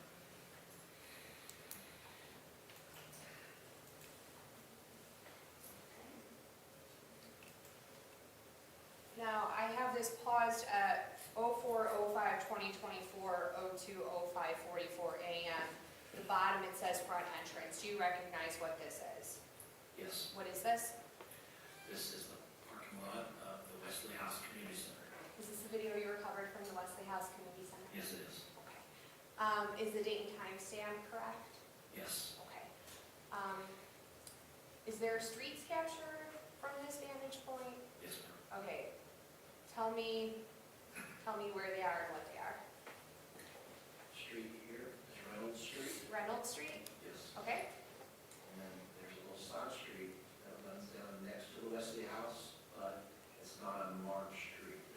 It's a no name. It runs to the dead end where the vehicle's located. Okay. Does this video capture any movement or anything relevant to your investigation on it? Yes. And what did this video capture? It captures two vehicles enter this little side street Okay, prior to the fire, okay. and one exiting the side street and coming up Reynolds Street At the same time, after the fire. after the fire, okay. Yes. And then was a portion of this clip zoomed in as well to better see the vehicles? Yes. Does that truly and accurately depict the relevant portions of the video that you recovered from Wesley House? Yes. Your Honor, I'd seek to move in this redacted portion of the video as the next exhibit 354. Any objection? No, Judge. All right, that we received Exhibit 354, the folks that's been redacted as well, so you may post it. And Judge, this is a much shorter video, so I think we can keep the lights on. Okay. Thank you.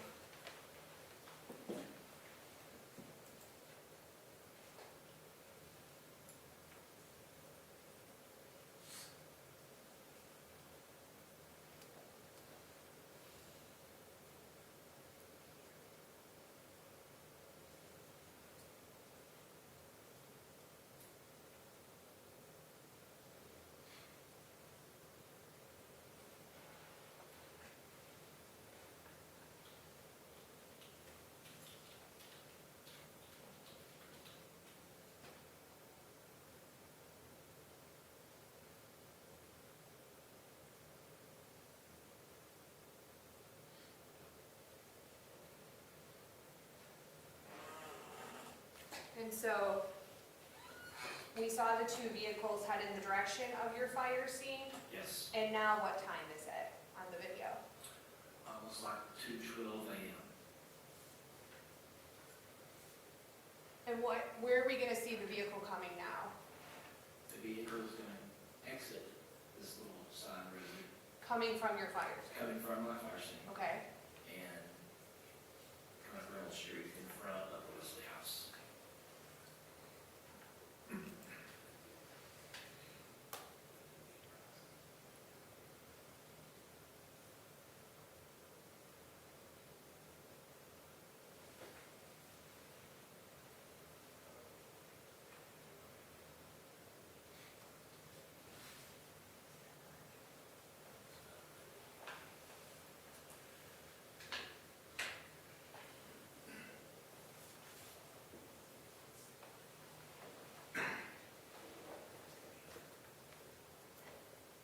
all right. Were you able to determine a cause and origin of the fire?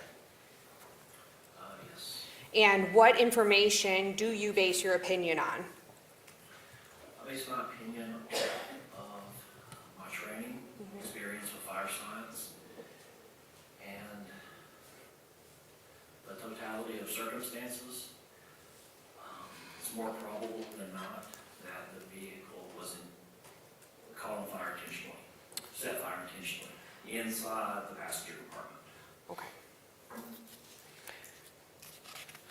And what about when you were testifying earlier about that radial pattern? Does that lend itself to your opinion at all? Yes, So that it was set inside intentionally by an individual? yes. All right, if I could just have one moment, Judge. Sure.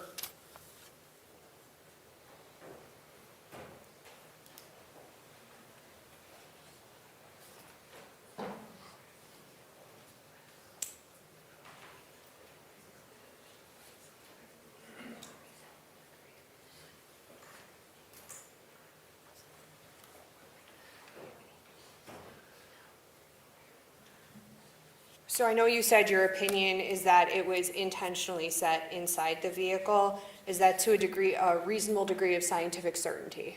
Yes. If I could have one more moment? Okay, I have nothing further, I'll pass the witness. All right, Mr. Harper, cross-examination. Thank you, Judge.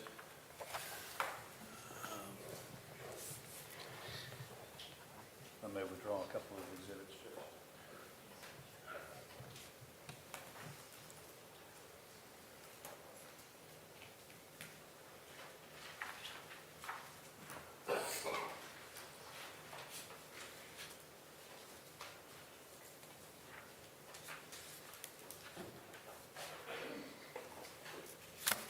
Now, Investigator Taylor, is it an arson investigator or a fire investigator? Is one derogatory to you, or are they kind of the same?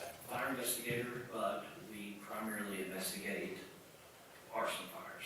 Right.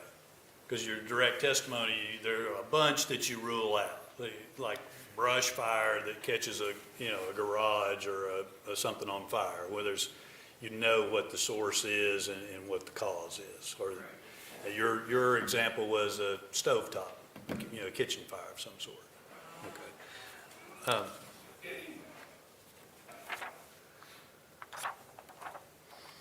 Now, if I may approach, Judge, the map that you marked on here, you testified initially that the vehicle was in a field. Okay? And then you mark here, this is the field that you're talking. Yes. Okay. But there's this road that goes through, is this Reynolds? No, I'm sorry. This is Reynolds here. Okay. This is the little side street next to the Wesley House. Okay. It dead ends here. Okay. Yeah, it doesn't continue over Mississippi.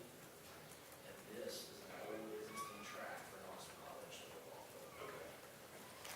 Now, you can see it in the photograph where the car is. It appears that there is pavement right up next to where that car is. Correct. I mean, it's not out in a field like in the middle of a football field. Correct. It's driven off of the pavement a short distance. Yes. And there are a couple of that appear to be power poles, telephone poles, billboard pole. I don't know. What were those poles that were on either side of it? Yeah. I'm not sure which ones you're referring to. Okay. It could have possibly been the street light in the background.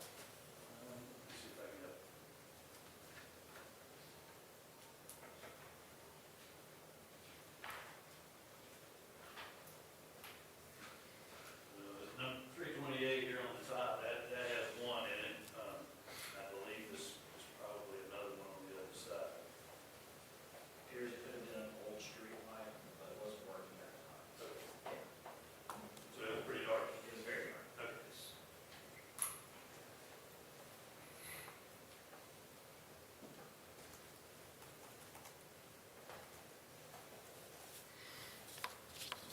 But we can agree that the car was not out in the middle of a pasture or a football field. It was a short distance off of a paved, albeit not a used road, but a paved road.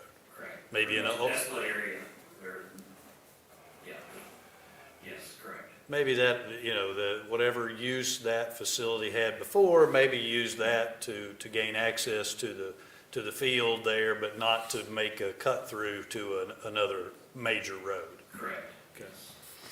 Now, at that point in time,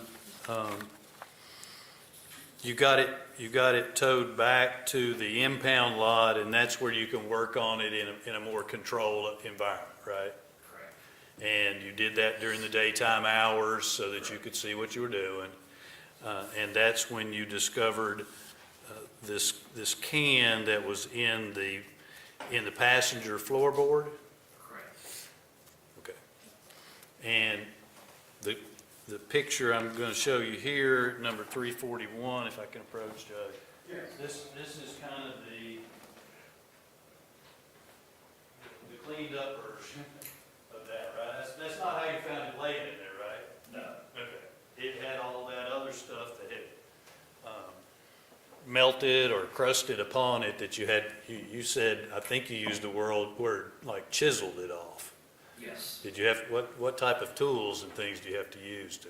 Typically, we use either a smaller chisel top screwdriver and a brush. We can brush the items away. Okay. And of course, do you have, at the impound lot there, do you have a facility there where you store equipment, or do you carry all your equipment with you to the impound lot? We carry our equipment with us. Okay, so you got your camera and you've got your tools and things that you're going to be using to go through there. Yes, sir. Okay. And as part of that, now I'll show you 348, which is what you have identified as the brand new lighter fuel can. Correct? Yes, sir. And was that photograph taken maybe in your office or somewhere? I wouldn't be guessing if I said it was inside my office, but I would assume it would be inside my office. Okay. Now, on that photograph, there's a ruler Yes, showing the size of that item. correct. Do you have that same capability in the field to put that down with the item that was taken out of the vehicle? This wasn't examined in the field. This was in our office as well. Okay. Well, it was discovered at the impound lot. Yes, in the big glob of everything. Yes, correct. Okay. So the glob is taken back to your office Correct. and is worked on there Yes, to get that? yes. And in your office, do you have something similar to that ruler there that you could have placed with that photograph to give us some generic dimensions of that? Yes, And that photograph does not include that, does it? correct. Okay.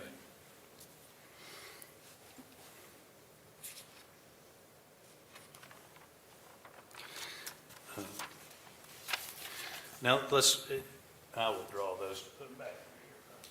I'll ask you, obviously, you started off in the fire department as I'm assuming just a firefighter?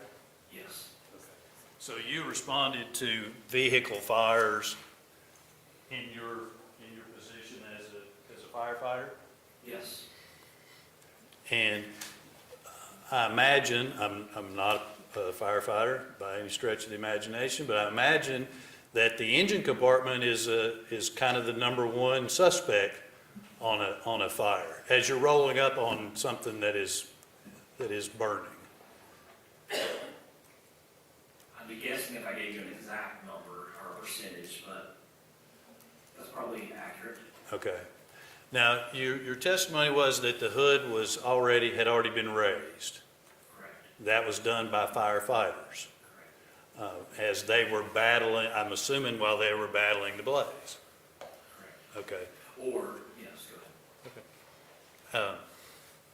So would that have any impact on this radial pattern on the hood if it's open like that? No, because typically we're not going to open the hood while they're fighting the fire. They're going to stand a safe distance back. Once they knock the fire down, and then they're going to open the hood to see if there's anything on fire inside the hood. Okay. So they're not going to put themselves in harm to open a hood. They're going to wet everything down the best they can. Okay. But you don't know when the windshield failed. Correct. There doesn't appear to be I'm assuming that may be part of the glob that you had to take off of the can. It's just not there. Correct. There's a lot of stuff's not there. Right. Okay.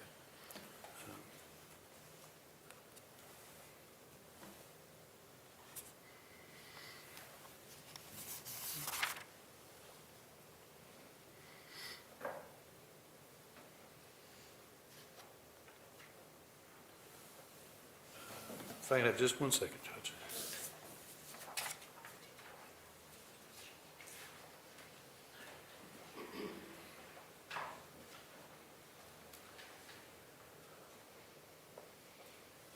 That's all. Briefly.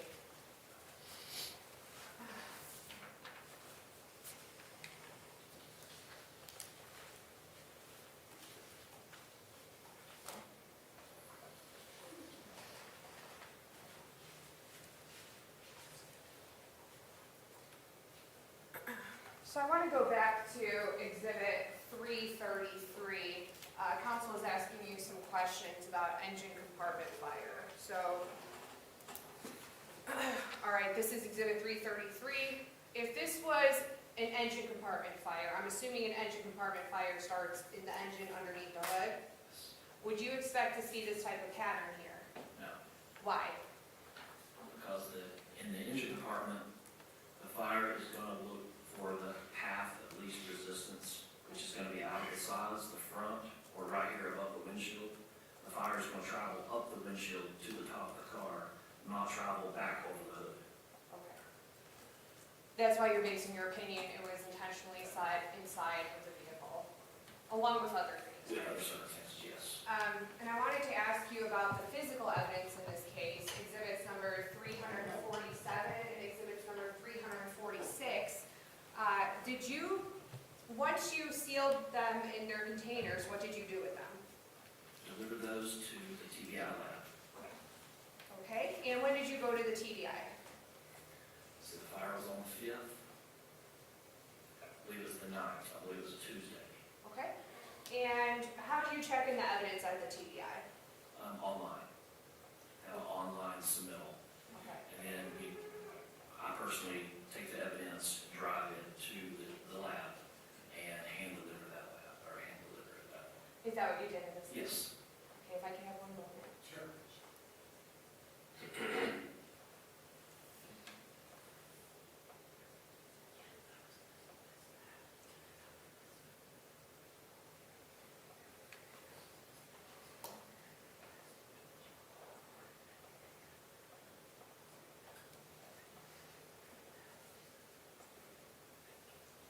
While you were doing your fire investigation, were you aware at that time that this defendant, Mr. Ellis, had confessed to burning that car in that location? No, ma'am. Did you subsequently become aware of that? Yes, ma'am. After learning that, does that further your opinion or do anything to your opinion? No. Does it strengthen your opinion? It does strengthen my opinion, yes. All right, I have no further questions. Recross. No, Judge. All right, so you're going to step down. Thanks so much for your attention. All right, ladies and gentlemen, I'm informed that that is the last witness for the day, so we're going to call it quits for the day. I do need to instruct you again to not discuss this case with any significant others. If you do see any coverage on the media or social media, make sure you don't engage with those reports. If you do inadvertently see any reports, please do inform the court tomorrow. So I have a little bit more of a docket tomorrow morning. We're going to plan to resume trial at 11. If you can be here by 10:30 a.m. in the jury room. Okay? You guys have a great night. We'll see you back tomorrow morning.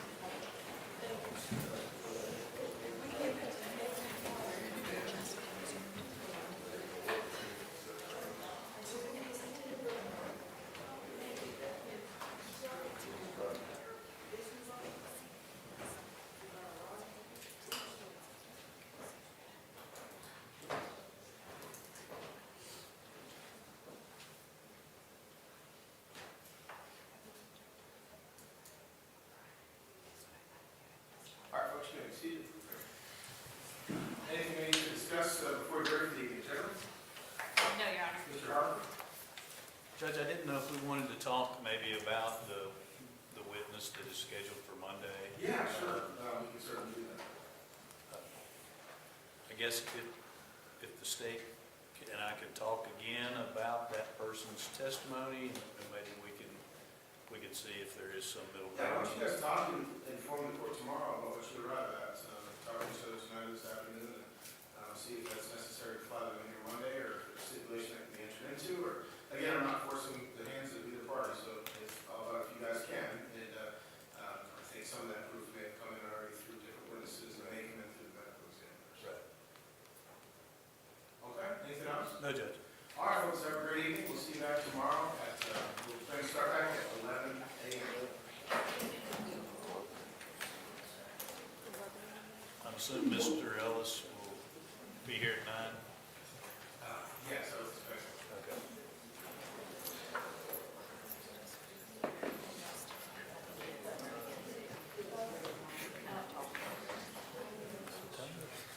Also, folks, I sent you a copy of the proposed jury instructions. They're very preliminary. Take a look at those.